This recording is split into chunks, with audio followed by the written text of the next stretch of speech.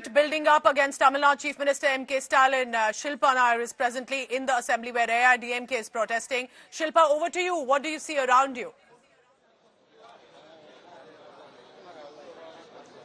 Well, Pooja, the minute Tamil Nadu Assembly session convened, the AIDMK MLA started creating ruckus. They, of course, demanded that the Chief Minister should resign, taking moral responsibility over the Kallakurichi Hooch tragedy, where around 58 persons have died so far. And apart from that, they've been demanding for a CBI investigation. Though the Tamil Nadu government had transferred the investigation to the CBCID, the AIDMK MLAs, the opposition MLAs, of course, say that the truth will not come out if the CBCID probes this matter, and that is why it should be transferred to the CBI. That is the primary demand of the opposition MLAs. And since the time the assembly session began, this is the third or fourth time that AIDMK MLAs, of course, have been creating ruckus inside the House. The Speaker, of course, said they will be allowed to speak during the 0 hour, but that was not accepted by the opposition MLAs. In fact, that is the reason why, because they were sloganeering inside the House, the AIDMK MLAs were evicted by the Speaker. And just a short while back, EPS, the